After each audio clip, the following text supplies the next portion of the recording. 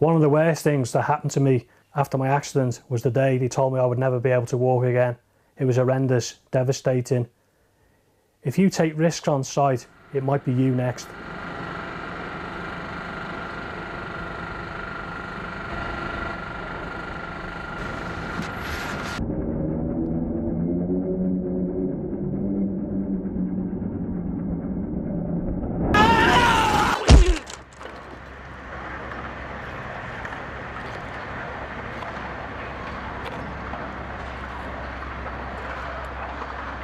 When you're working up high, it's not worth taking any risks whatsoever, because a couple of seconds later, you could be hurtling towards the floor.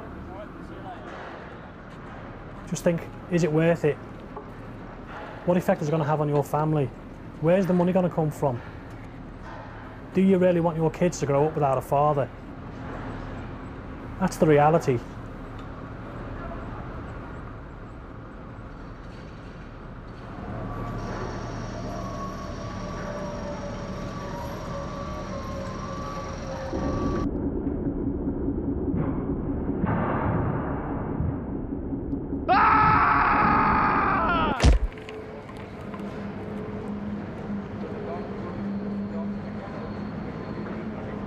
Don't take risks. It's just not worth it. It goes without saying that working at heights is a dangerous business and should be taken very seriously. Now and again, we all have to work at heights, up on scaffolds, on platforms, and working up ladders. But have you ever stopped to think whether you really need to be working at heights? A lot of the time you probably don't. You'd be surprised. Have a think about it next time. If you don't really need to, find another way. Scaffolds and tower scaffolds. You'll see them on just about all of the sites. Putting them together is a big job, and an important one as well. You're best to leave it to those who are qualified. Every work area where you work needs to be safe and completely secure, so it's not worth leaving it to chance. If you're working on a scaffold, check there's a scaff tag that states it's safe before you even set foot on it. If there isn't, ask someone why not. Not just for you, but for your mates as well.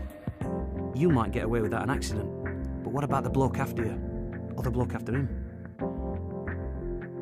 Whatever scaffold you're working on, the platform should have the minimum toe board and 2 handrails. Anything less is not good enough. Let your supervisor know about it right away if it isn't up to scratch. Alterations to any part of the scaffold must only be done by someone who is trained and competent to do so. Same goes for tower scaffolds. Accept nothing less than total safety when you're at work. Ladders are something we probably use all the time, but do we really need to? A lot of the time we reach for the ladder to do work we'd be better off doing some other way, or maybe by someone better qualified for the job. There's no point in putting yourself at risk if you don't have to. If you do use a ladder, make sure you know how to use it correctly. Ask yourself a few questions. Have you made it safe to use? Is it long enough for the task? Do you need someone to help you? It's more than likely some of you have worked on MUPs, or mobile elevated working platforms. If you have, or if you're going to, you must be trained and competent to operate them. One thing you can do is make sure you're using your harness according to the manufacturer's recommendations. It's a simple thing to do, but it can make a big difference.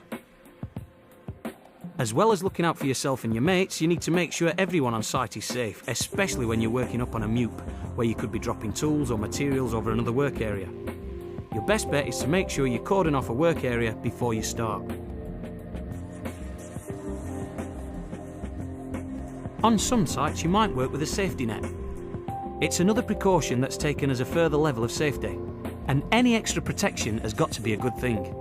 Again, just keep in mind that the net should only be put together by those who are competent.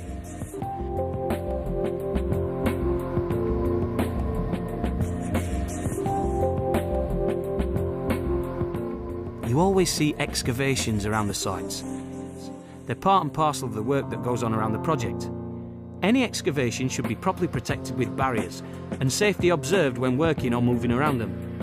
Excavations are potentially very hazardous, with severe drops and pits containing rebar and other very dangerous materials.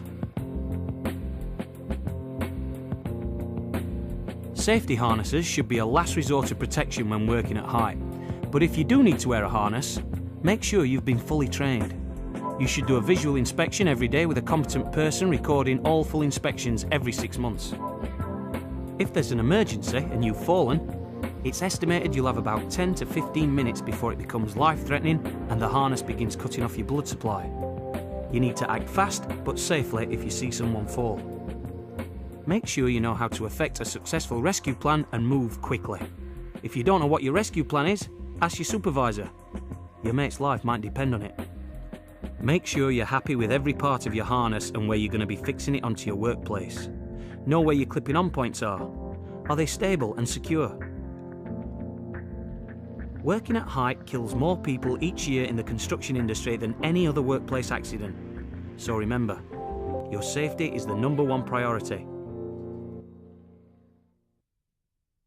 It's easy to let a few things slip sometimes. Maybe you thought you didn't need that harness. Maybe you should have asked your mate to help you out with that ladder. It's not just your life you're affecting. It's the life of your family, your mates.